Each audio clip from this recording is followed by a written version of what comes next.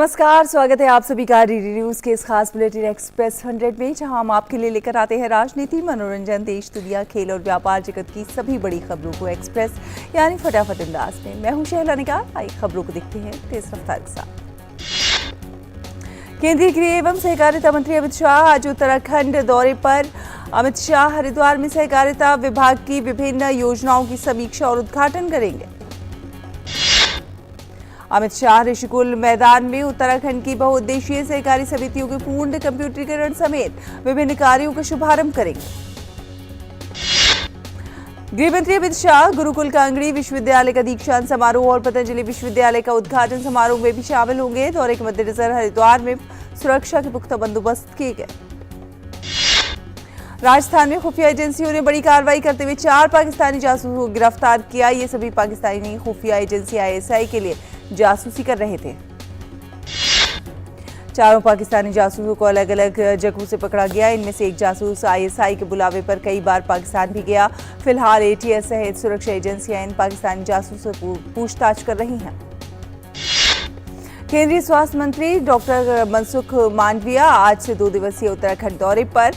Doctor Mansukh Mandaviya अपनी यात्रा के दौरान देहरादून और चमोली जिलों का भी दौरा करेंगे। मांडविया चमोली के जिले के मलारी के ग्रामीणों और जनप्रतिनिधियों से वाइब्रेंट विलेज कार्यक्रम के तहत विभिन्न मुद्दों पर चर्चा करेंगे। केंद्रीय स्वास्थ्य मंत्री कल देहरादून में मेडिकल कॉलेज के 500 बिस्तरों वाले अस्पताल सहित स्वास्थ्य विभाग की विभिन्न योजनाओं का शिलान्यास करेंगे। देश में कोविड के बाद बढ़े हार्ट अटैक के मामलों को लेकर केंद्र सरकार गंभीर। दिल का दौरा पड़ने से होने वाली मौतों और कोविड के बीच संबंध का आकलन करने के लिए भारतीय चिकित्सा अनुसंधान परिषद कर रहा है एक अध्ययन।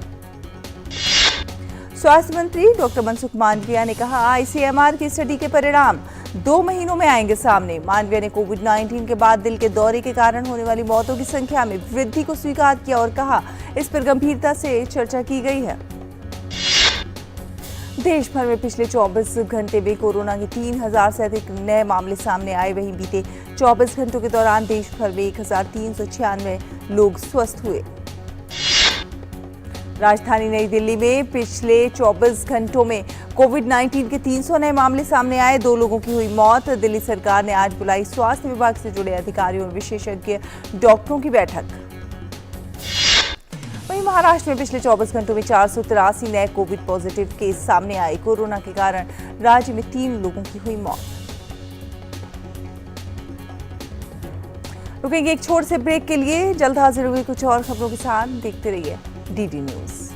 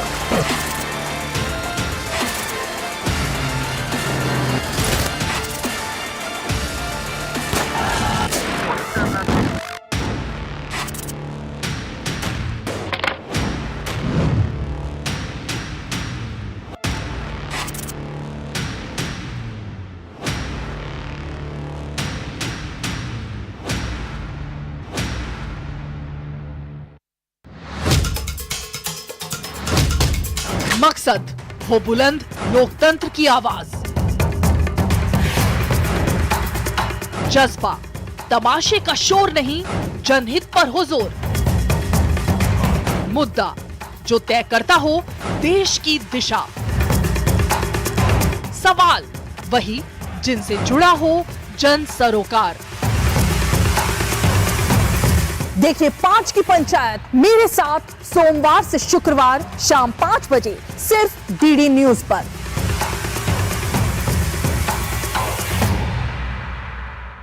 फोटो देख रहे हैं, मैं हूं अशोक श्रीवास्तव। कोई फैक्ट चेकर नहीं चाहता है कि राज्य मुसलमान आज लड़ियों सवाल है। आसान नहीं होता सच के लिए लड़ना। जिसकी आवाज कोई नहीं बनेगा, उसकी आवाज हम बने। जो डर जाते हैं वो झूठ से कहां टकराते हैं।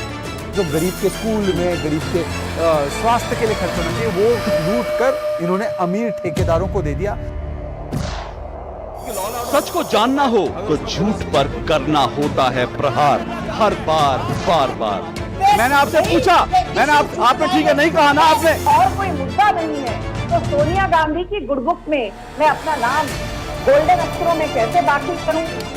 इसलिए न फेक न्यूज न झूठ, हमेशा सच के साथ 2-2। देखिए मेरे साथ 2-2, सोमवार से शुक्रवार रात 9 बजे सिर्फ डीडी न्यूज पर।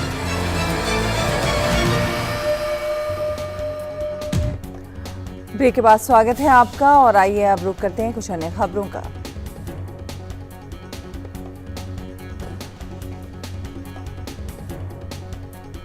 पिछले कुछ दिनों से देश भर में कोविड-19 के मामलों में देखी जा रही है बढ़ोतरी। केंद्र सरकार ने लोगों से मास्क पहनने और बेवजह भीड़ भाड़ वाले इलाके में जाने से बचने की सलाह दी है।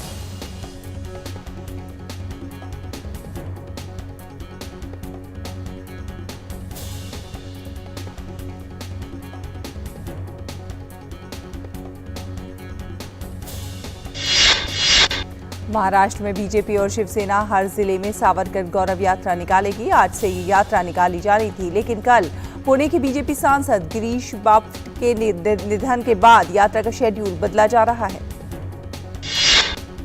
सावरकर गौरव यात्रा पूरे महाराष्ट्र में सभी 288 विधानसभा क्षेत्रों को कवर करेगी और सावरकर के काम को लोगों तक ले जाएगी। महाराष्ट्र के मुख्यमंत्री एकनाथ शिंदे ने कहा, सावरकर ने देश के स्वतंत्रता संग्राम में महान भूमिका निभाई है और ऐसे नायकों के योगदान से भारत को आजादी मिली।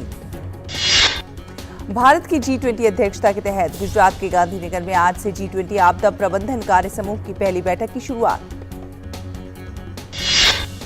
DRR बैठक में G20 सदस्य देशों, आमंत्रित देशों और विभिन्न अंतर्राष्ट्रीय और क्षेत्रीय संगठनों के 80 से अधिक प्रतिनिधि ले रहे हैं भाग। बैठक के लिए 5 प्राथमिकता वाले क्षेत्रों की पहचान की गई है। ये बैठक वैश्विक समुदाय को एक साथ आने और आपदा से होने वाली तबाही के खिलाफ मजबूत कदम उठाने के लिए एक मंच प्रदान करेगी। भारत की G20 अध्यक्षता के तहत केरल के कुमारकोम में आज से दूसरी G20 शेरपा बैठक की शुरुआत हुई।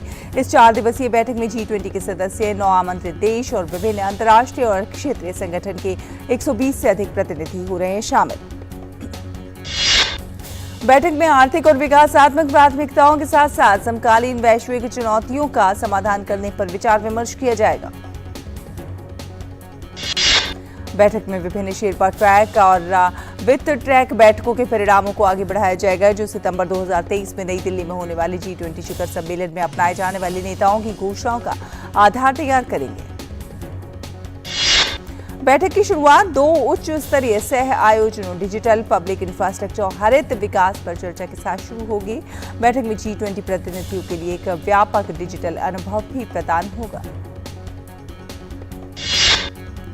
भारत की G20 अध्यक्षता के तहत चंडीगढ़ में कृषि कार्य समूह की बैठक, कृषि प्रतिनिधियों की दूसरी बैठक, स्थायी कृषि, खाद्य सुरक्षा और पोषण सुनिश्चित करने के तौर तरीकों पर चर्चा करने का एक महत्वपूर्ण मंच।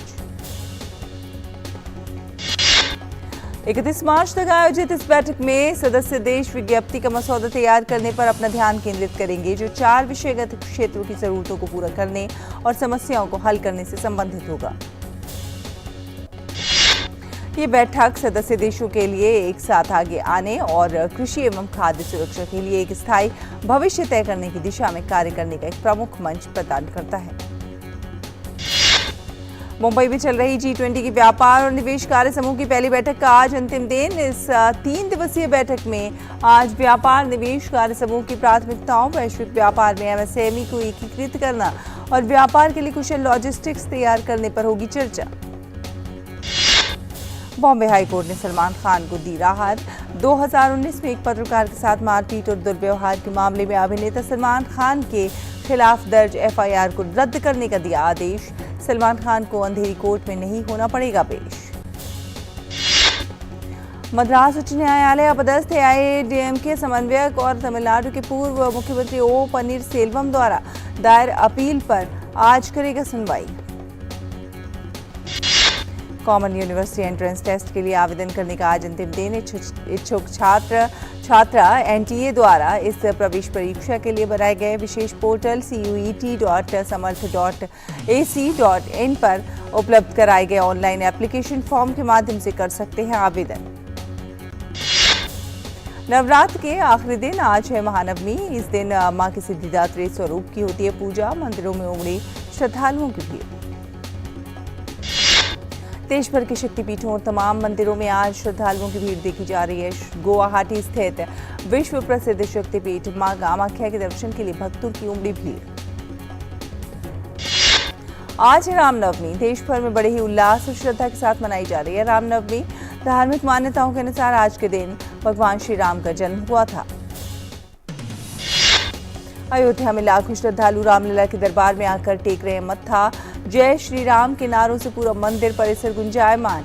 श्रद्धालुओं को किसी भी प्रकार की ना हो दिक्कत, इसके लिए प्रशासन ने विशेष व्यवस्था की। सुरक्षा को लेकर भी चाक चौबंद प्रबंध। राष्ट्रपति द्रौपदी मुर्मू ने रामनवमी पर देशवासियों को दी शुभकामनाएं। अपने ट्वीट संदेश में राष्ट्रपति ने कहा कि रामनवमी पर सभी देशवासियों को मेरी हार्दिक शुभकामनाएं।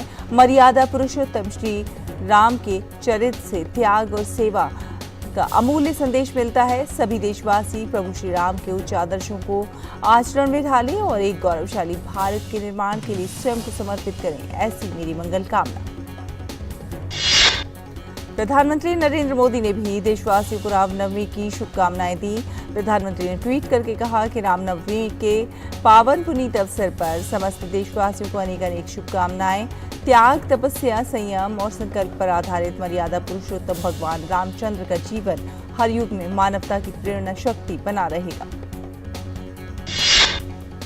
रामनवमी के अवसर पर अयोध्या आने वाले श्रद्धालुओं, पर्यटकों और अतिथियों को हेलीकॉप्टर से भगवान श्री राम से जुड़े स्थलों के दर्शन कराए जा रहे हैं। ये सुविधा आम लोगों के लिए 15 दिनों के लिए शुरू की गई है। इसके लिए प्रति व्यक्ति किराया 3000 रुपये निर्धारित किया गया है। हेलीकॉप्टर से भक्तगण हनुमानगढ़ी, कनक भवन, राम की पैड़ी, छोटी छावनी, बड़ी छावनी, लक्ष्मण किला, सुग्रीव किला आदि के दर्शन करेंगे। श्रद्धालु हेलीकॉप्टर से निर्माणाधीन भगवान श्री राम के भव्य मंदिर के दर्शन कर सकेंगे। रामनवमी के अवसर पर योग गुरु बाबा रामदेव ने संन्यास दीक्षा महोत्सव का आयोजन किया। इस अवसर पर सन्यासियों को गंगा में स्नान कराया गया और उनका मुंडन किया गया। इसके बाद उन्हें संन्यास दीक्षा दी गई। गंगा तट पर इस कार्यक्रम के राष्ट्रीय स्वयंसेवक संघ के प्रमुख भी मोहन भागवत भी साक्षी बने। सरकार ने अरहर दाल की कीमतों को नियंत्रण में रखने के लिए मिलों, व्यापारियों और आयातकों द्वारा दालों के भंडार की निगरानी के प्रयास तेज कर दिए हैं। उपभोक्ता मामलों के विभाग के सचिव रोहित कुमार सिंह ने प्रमुख दाल आयातकों को ये सुनिश्चित करने का निर्देश दिया है कि वो उनके पास उपलब्ध समूचे भंडार की नियमित रूप से घोषणा करें। सेबी ने बाजार व्यवस्था एवं कंपनी संचालन को और बेहतर बनाने के लिए कई प्रस्तावों को मंजूरी दी है। सेबी ने जिन प्रस्तावों को मंजूरी दी है उनमें लोगों के सूचीबद्ध कंपनियों के निदेशक मंडल में स्थायी रूप से बने रहने की परंपरा को समाप्त करने तथा शेयर ब्रोकरों की धोखाधड़ी पर लगाम लगाने को लेकर नियम शामिल हैं। सेबी चेयरपर्सन माधवी पुरी बुश ने बताया कि इसके साथ ही आईपीओ की तरह शेयर खरीद बिक्री बाजार के लिए कोष को ब्लॉक करने की सुविधा की शुरुआत होगी। इस पहल का उद्देश्य निवेशकों के पैसे को शेयर ब्रोकरों के दुरुपयोग से सुरक्षित रखना है। सेबी के चेयरमैन माधवी पुरी बुश ने भरोसा दिलाया कि भारत में अमेरिका की सिलिकॉन वैली बैंक जैसे हालात नहीं है। केंद्र ने भारतीय रिजर्व बैंक के परामर्श से वित्तीय वर्ष 2023-24 की पहली छमाही के लिए अपने उधार कार्यक्रम को अंतिम रूप दे दिया है। वित्त मंत्रालय ने कहा है कि केंद्रीय बजट में अगले वित्त वर्ष के लिए अनुमानित 15,43,000 करोड़ रुपए की सकल बाजार उधारी में से पहली छमाही में 8,88,000 करोड़ रुपए उधार लेने की योजना है। मुख्य आर्थिक सलाहकार वी अनंत नागेश्वरन ने बुधवार को कहा कि वित्तीय और निवेशक चक्र में बदलाव के साथ देश की आर्थिक वृद्धि दर आगामी दशक में 6.5% रहने का अनुमान है। प्रवर्तन निदेशालय ने कहा है कि उसने शेयर बाजार धोखाधड़ी से संबंधित एक पीएमएलए मामले में 5 लोगों को गिरफ्तार किया है। ईडी के एक वरिष्ठ अधिकारी ने कहा कि इन आरोपियों में सिक्योर क्लाउड टेक्नोलॉजीज लिमिटेड के प्रमोटर और अध्यक्ष सुरेश वेंकटचारी शामिल हैं।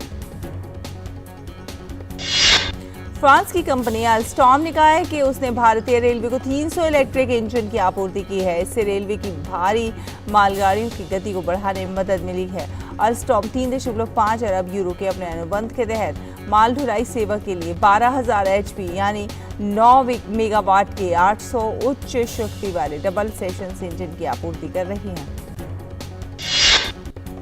श्रीलंका की बिजली और ऊर्जा मंत्री कंचना विजयसेगरा ने बुधवार को कहा कि देश में शुक्रवार आधी रात से ईंधन के दाम कम हो जाएंगे। समाचार एजेंसी शिन्हुआ की रिपोर्ट के अनुसार 92 ऑक्टेन पेट्रोल की कीमत 60 LKR 0.18 डॉलर से घटकर 340 LKR प्रति लीटर हो जाएगी।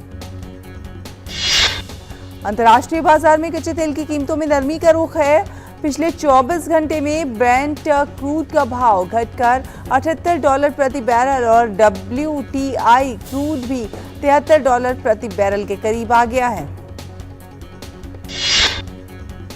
अमेरिका से रिश्तों को लेकर चीन से लगातार बढ़ते विवाद के बीच ताइवान के राष्ट्रपति साई इंग वेन ने 10 दिनों की अमेरिकी यात्रा शुरू की है। अमेरिका पहुंचने पर उनका जोरदार स्वागत हुआ। ताइवानी अमेरिकियों ने अमेरिका और ताइवान के झंडों के साथ साथ उनकी अगवानी की। वो गाड़ी से उतरकर उनसे मिलने भी गई। राष्ट्रपति साई इंग वेन ने कहा कि ताइवान को दुनिया से जोड़ने का पूरा अधिकार है। चीनी दबाव हमारे दृढ़ संकल्प को अंतर्राष्ट्रीय समाज की ओर बढ़ने से रोक नहीं सकता। ताइवान के राष्ट्रपति की अमेरिका यात्रा चीन को अच्छी नहीं लग रही है। चीनी विदेश मंत्रालय के प्रवक्ता माओ निंग ने कहा है कि अमेरिकी पक्ष ताइवान की स्वतंत्रता की अलगाववादी ताकतों का समर्थन करने के लिए साठगांठ करता रहता है। प्रवक्ता माओ निंग ने कहा है कि अमेरिका से ऐसे खतरनाक कृत्यों को रोकने के लिए कहा गया है जो चीन अमेरिका के संबंधों की राजनीतिक नींव को रेखांकित करता है। उन्होंने कहा कि अगर ताइवान के राष्ट्रपति अमेरिकी हाउस स्पीकर केविन मैकार्थी से मिलती हैं तो उसके परिणाम अच्छे नहीं होंगे। वहीं अमेरिकी प्रवक्ता जॉन किर्बी ने कहा कि ताइवान के राष्ट्रपति साई इंग वेन का अमेरिका पहुंचना एक नियमित यात्रा है। अमेरिका में विदेशों से आने वाले कामगारों की मदद के लिए वीजा सुधार की पहल हुई है। प्रभावशाली अमेरिकी सांसदों के एक समूह ने संसद के उच्च सदन सीनेट में H-1B और L-1 वीजा कार्यक्रमों में व्यापक बदलाव लाने और विदेशी कर्मचारियों की भर्ती में अधिक पारदर्शिता लाने संबंधी एक द्विदलीय कानून पेश किया है। दक्षिणी अमेरिका देश कोलंबिया में विद्रोही समूह नेशनल लिबरेशन आर्मी ने सैन्य अड्डे पर हमला किया। इस हमले में 9 सैनिकों की मौत हो गई। कोलंबिया में नेशनल लिबरेशन आर्मी यानी ELN गुरिल्लाओं के रूप में चर्चित विद्रोही समूह है। कोलंबियाई सेना के अनुसार हमले में 9 सैनिकों की मौत हो गई और कई जख्मी हो गए हैं। जख्मी सैनिकों को अस्पताल में भर्ती कराया गया है। कोलंबिया की राष्ट्रीय सेना के कमांडर जनरल लुइस मॉरिसियो स्पिराग ने स्थिति का निरीक्षण करने के लिए नॉर्टे डी सेटेंडर प्रांत का दौरा किया। कोलंबिया के प्रांत नॉर्टे डी सेटेंडर के गवर्नर सिल्वानो सेरानो ने कहा है कि मारे गए सैनिकों को क्षेत्र में तेल के बुनियादी ढांचे की सुरक्षा के लिए नॉर्टे डी सेटेंडर में तैनात किया गया था। कोलंबिया के राष्ट्रपति गुस्तावो पेट्रो ने सैनिकों पर गुरिल्ला हमले की निंदा की। पोप फ्रांसिस को सांस लेने में दिक्कत होने के कारण अस्पताल में भर्ती कराया गया है।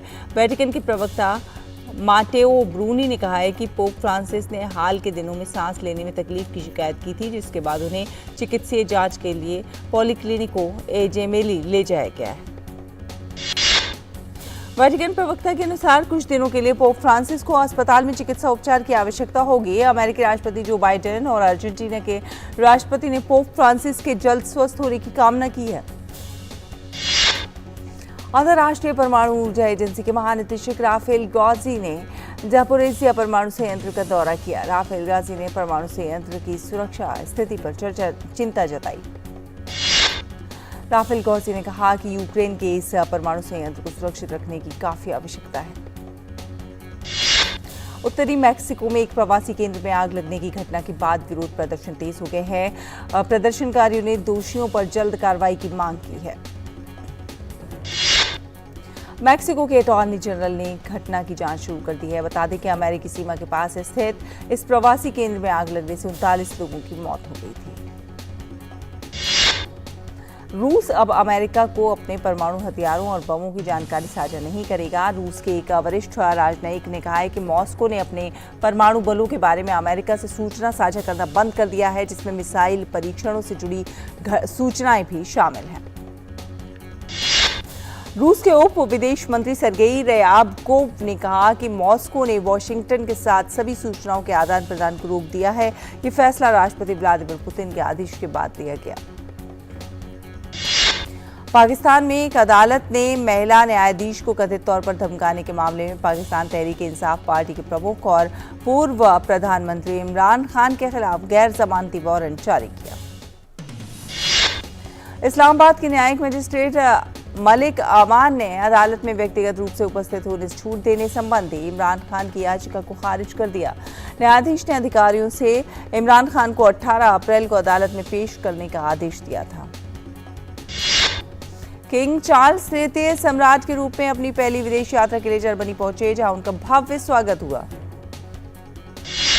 लातविया में नाटो सैन्य प्रशिक्षण अभ्यास का आयोजन किया जा रहा है। 20 मार्च से शुरू हुए सैन्य प्रशिक्षण अभ्यास में अमेरिका के साथ अल्बानिया, चेक गणराज्य, इटली, पोलैंड और स्पेन समेत 10 देश भाग ले रहे हैं। इस सैन्य अभ्यास का मकसद नाटो देशों के सशस्त्र बलों के बीच सहयोग में सुधार लाना है। अमेरिका और ईरान के बीच विवाद बढ़ता जा रहा है। ईरान के विदेश मंत्री ने कहा कि अमेरिका ने ईरान समर्थित सुरक्षा बलों पर आधारहीन आरोप लगाए हैं। सीरिया में अमेरिका के ठिकाने पर हुए एक ड्रोन हमले में एक अमेरिकी कॉन्ट्रैक्टर की मौत हो गई थी। अमेरिका ने अमेरिकी कॉन्ट्रैक्टर की मौत का आरोप ईरान पर लगाया है। अमेरिका ने ईरान को चेतावनी देते हुए कहा था कि अमेरिकी नागरिकों को बचाने के लिए कड़ी कार्रवाई करेंगे। चिली में इंसान में बर्ड फ्लू का पहला मामला सामने आया है। बर्ड फ्लू का मामला मिलने के बाद चिली की सरकार अलर्ट हो गई है। चिली के स्वास्थ्य मंत्रालय ने कहा है कि एक 53 वर्ष के शख्स में बर्ड फ्लू की पुष्टि हुई है।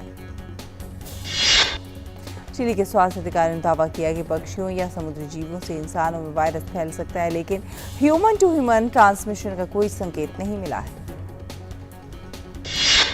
चीन की बढ़ती शक्ति पर निगरानी रखने और हिंद प्रशांत क्षेत्र में प्रभुत्व बढ़ाने के लिए अमेरिका ने वर्ष 2024 के लिए बजट में रक्षा विभाग के लिए $842 अरब का प्रस्ताव रखा है। अमेरिकी रक्षा मंत्री लॉयड जे ऑस्टिन ने बताया कि इससे हिंद प्रशांत क्षेत्र में प्रभुत्व को बढ़ाने के साथ ही सहयोगियों के साथ अपने अमेरिका सैन्य अभ्यास का दायरा बढ़ाएगा। अमेरिका का रक्षा बजट वित्तीय वर्ष 2023 के मुकाबले 3.2% अधिक है। अमेरिकी विदेश विभाग के प्रधान उप प्रवक्ता वेदांत पटेल ने कहा कि म्यांमार में सभी हितधारकों की भागीदारी के बिना चुनाव को स्वतंत्र या निष्पक्ष नहीं माना जाएगा। मैड्रिड मास्टर्स में भारतीय खिलाड़ियों ने अपने अभियान की शुरुआत जीत के साथ की। महिला एकल के पहले मुकाबले में 2 बार के ओलंपिक पदक विजेता पीवी सिंधु ने स्विट्जरलैंड की जे स्टेडलमैन को हराकर राउंड ऑफ 16 में जगह पकड़ी थी। पीवी सिंधु आज मैड्रिड मास्टर्स के महिला एकल के प्री क्वार्टर मैच में इंडोनेशिया की कुसुमा वरदानी के साथ भिड़ेंगी। मैड्रिड मास्टर्स के पुरुष एकल में भारत के किदाम्बी श्रीकांत और साई प्रणीत भी क्वार्टर फाइनल में आमने सामने होंगे।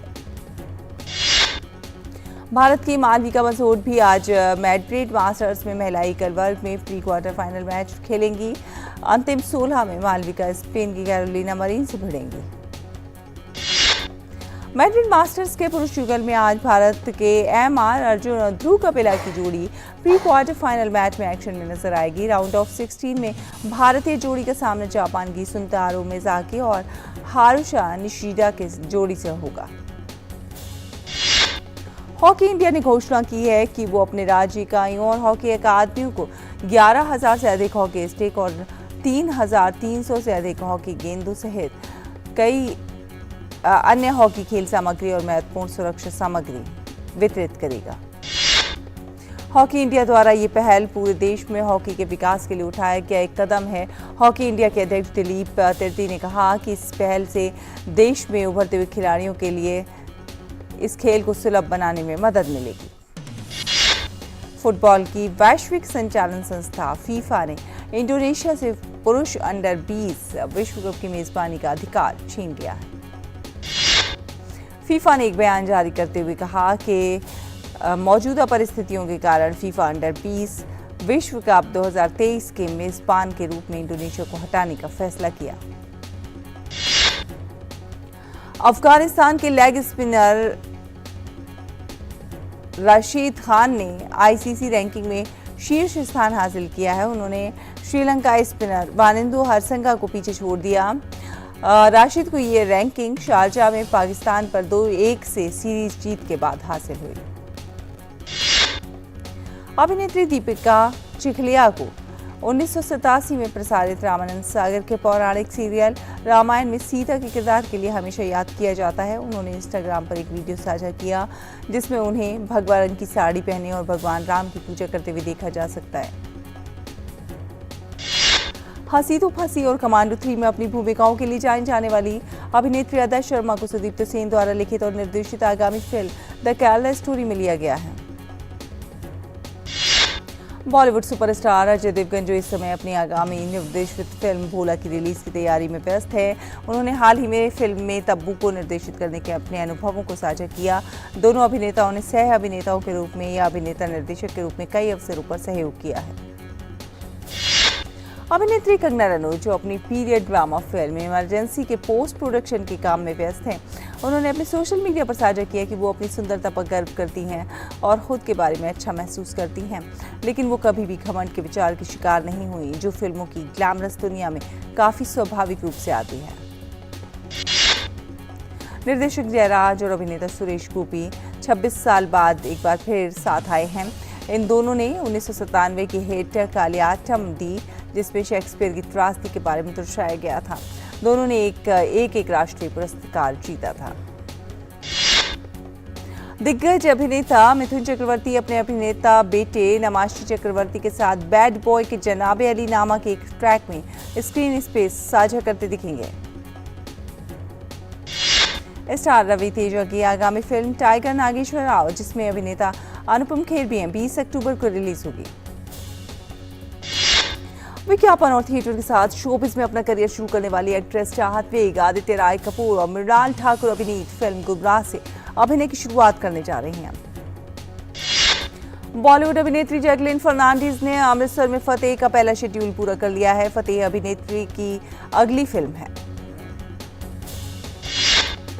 दिग्गज प्लेबैक सिंगर कुमार शानू के बेटे और प्लेबैक सिंगर जान कुमार शानू ने कंपोजर सिंगर अर्को प्रावो मुखर्जी के साथ सुट्टा नामक ट्रैक के लिए कोलैबोरेट किया है। तो इसी के साथ एक्सप्रेस न्यूज में फिलहाल इतना ही। डीडी न्यूज पर खबरों का सिलसिला जारी है। देखते रहिए डीडी न्यूज। नमस्कार।